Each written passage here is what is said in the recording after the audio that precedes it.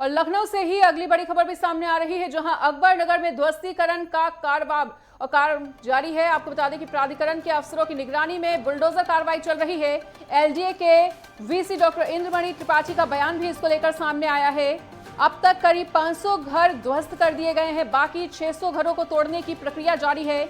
2 से 3 दिनों में ध्वस्तीकरण का काम पूरा हो जाएगा, ध्वस्तीकरण अभियान पूरा हो जाएगा। मौके पर बड़ी संख्या में पुलिस बल भी मौजूद है। तो बड़ी खबर, बड़ी जानकारी लखनऊ के अकबरपुर से, जहां ध्वस्तीकरण का अभियान चलाकर यह बड़ी कार्रवाई की जा रही है और प्राधिकरण के अफसरों की निगरानी में यह बुलडोजर कार्रवाई चल रही है। एलडीए के वीसी डॉक्टर इंद्रमणि त्रिपाठी का इसको लेकर बयान भी सामने आया है। उन्होंने कहा है कि अब तक करीब 500 घर ध्वस्त कर दिए गए हैं, बाकी 600 घरों को तोड़ने की प्रक्रिया भी जारी है। तो 2 से 3 दिनों में ध्वस्तीकरण का अभियान समाप्त हो जाएगा और मौके पर बड़ी संख्या में पुलिस बल मौजूद है।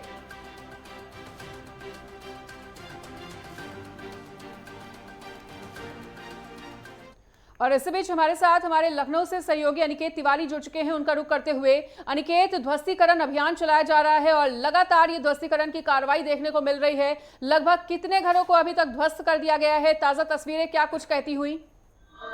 देखिए मनीषा, अगर बात की जाए राजधानी लखनऊ में अकबर नगर की, तो आज कार्रवाई का 6वां दिन है। और अगर जिस तरह से बात करें लखनऊ विकास प्राधिकरण के उपाध्यक्ष इंद्रमणि त्रिपाठी की, उन्होंने साफ तौर पर बताया कि अकबर नगर में जो भी ध्वस्तीकरण की जो कार्रवाई थी उसे पूरा किया जा चुका है। अब अकबर नगर प्रथम में जो कार्रवाई का जो दौर है वो शुरू हो चुका है। इसी के साथ में अगर बात की जाए इस पूरे ध्वस्तीकरण की कार्रवाई की मनीषा, तो अब तक 500 जो मकान थे उनको ध्वस्त किया जा चुका है। और अभी बताया जा रहा है कि 600 और मकान है जिनको ध्वस्त किया जाना है। और बताया जा रहा है कि 2 से 3 दिनों तक जो पूरी कार्रवाई है उसको संपन्न किया जाएगा मनीषा। साफ तौर पर जिस तरह से कुकरेल नदी की अगर बात की जाए, तो लंबे समय से ये प्रयास सरकार का भी था कि कुकरेल नदी जो राजधानी लखनऊ से जो निकलती है वो कहीं ना कहीं पूरी तरह से विलुप्त होती हुई नजर आ रही थी। इसका एक बड़ा कारण था कि आसपास कहीं ना कहीं जो अतिक्रमण था वो बड़ी संख्या में देखने को मिल रहा था, जिसकी वजह से जो कुकरेल नदी थी वो पूरी तरह से अपना अस्तित्व खो चुकी थी।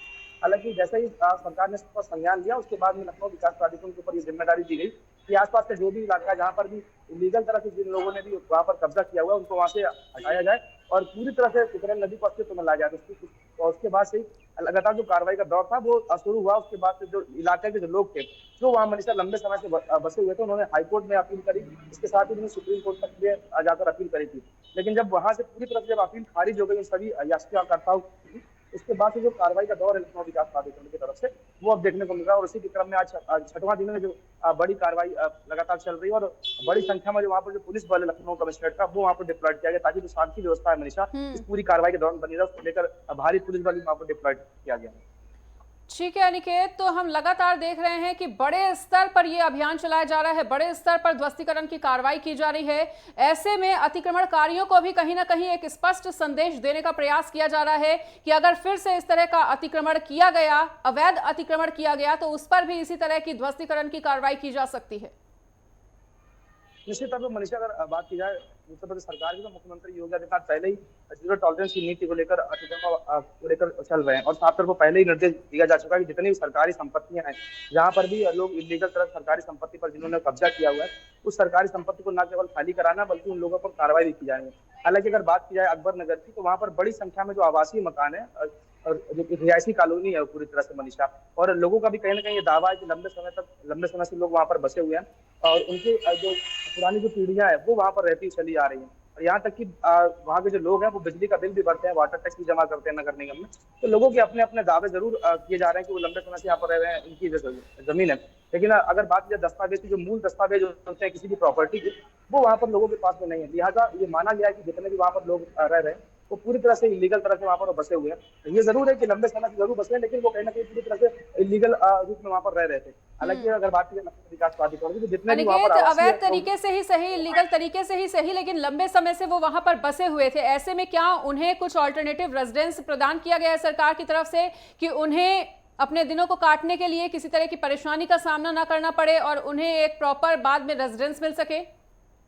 देखिए मनीषा, अगर बात करें लखनऊ विकास प्राधिकरण की, तो लखनऊ विकास प्राधिकरण ने पहले ये साफ कर दिया था कि जितने भी लोग अकबर नगर में जो आवासीय मकान है उन सभी लोगों को पंजीकरण प्रक्रिया के माध्यम से नए आवास मुहैया कराए जा रहे हैं प्राधिकरण की तरफ से। और वो पंजीकरण प्रक्रिया में 5,000 रुपए देकर अपना पंजीकरण इसमें शामिल हो सकते हैं। और बाकी जब बसंत कुछ जो योजना बनाई गई है विकास प्राधिकरण की तरफ से, वहाँ पर उन सभी लोगों को वहाँ पर अध्यासित करवाया जाएगा। और वो पंजीकरण प्रक्रिया पहले ही दिन से, जिस दिन से अतिक्रमण शुरू हुआ है अकबर नगर में, उस दिन से ही और जो पंजीकरण प्रक्रिया उसको शुरू किया जा चुका है और बड़ी संख्या में लोगों ने उसमें सहभागिता भी निभाई और कुछ लोगों को वहाँ पर अध्यासित भी कराया जा चुका है। हालांकि अभी कुछ लोग ऐसे और भी हैं जो वहाँ पर भी बसे हुए हैं अकबर नगर में, उनसे भी अपील की जा रही है कि वो उस पंजीकरण प्रक्रिया में सहभागिता निभाएं और जो आवास जो मुहैया कराया जा रहा है विकास प्राधिकरण की तरफ से, वो आवास वो ले पाएंगे। तो साफ तौर पर कहीं ना कहीं लोगों को सहूलियत देने का प्रयास विकास प्राधिकरण से किया जा रहा है और कहीं ना कहीं जो अतिक्रमण की जो कार्रवाई है उसको पहले ही साफ कर दिया गया है विभाग की तरफ से कि वो कार्रवाई नहीं रुकेगी। अनवरत जब तक पूरी तरह से जो कार्रवाई को पूरा नहीं किया जाएगा तब तक जो कार्रवाई का दौर है वो लगातार ऐसे ही चलता रहेगा। और बात की जाए विकास प्राधिकरण के उपाध्यक्ष की निशा, तो उन्होंने पहले अनिकेत, बड़े स्तर पर ये ध्वस्तीकरण अभियान चलाया जा रहा है और 6-7 दिनों से चलाया जा रहा है। ऐसे में एलडीए का क्या कुछ ये बयान सामने आया है कि इस ध्वस्तीकरण अभियान को पूरा करने के लिए, सफल बनाने के लिए उन्हें कौन कौन सी चुनौतियों का सामना करना पड़ा इस दौरान?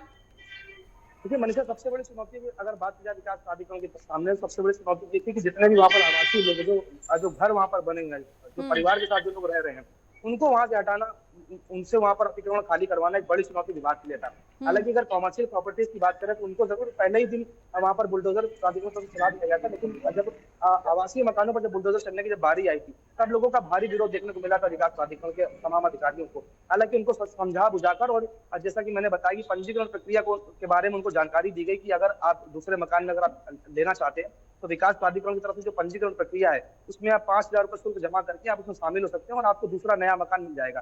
तो ऐसे समझा बुझाकर कुछ लोगों को जरूर वहाँ पर अध्यासित करवाया जा चुका है। हालांकि कुछ लोगों का विरोध अभी भी लगातार बना हुआ है। लोगों का कहना है कि लंबे समय से वहाँ पर बसे हुए थे, अब ऐसे में नई जगह पर जाना उनके लिए कहीं ना कहीं तमाम दुश्वारियां खड़ी करेगा।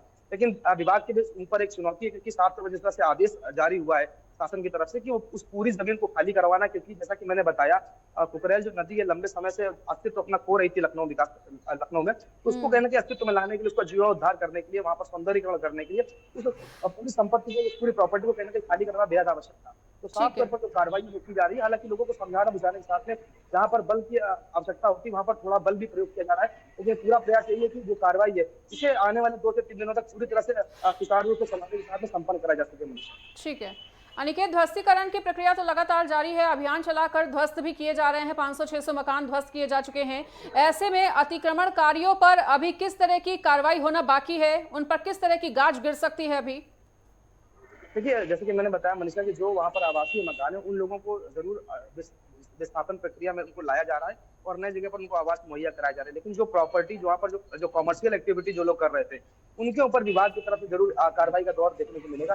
हालांकि प्रथम दृष्टया अगर बात करें तो जो इलीगल जो कंस्ट्रक्शन उन्होंने किया था, जो कॉमर्शियल एक्टिविटी जो वहाँ पर हो रही थी उसको फिलहाल ध्वस्त कर दिया गया है। अब जो निर्माण करता थे जिन्होंने अवैध तरह से वहाँ पर जो निर्माण किया हुआ था, अब उन पर कहीं ना कहीं जो कार्रवाई है विभाग की तरफ से वो तमाम सुसंगत धाराओं के अंतर्गत की जाएगी।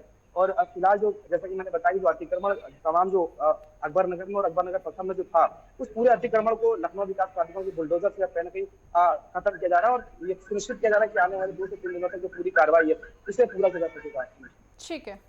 ठीक है अनिकेत, इस तमाम जानकारी को साझा करने के लिए आपका बहुत बहुत शुक्रिया।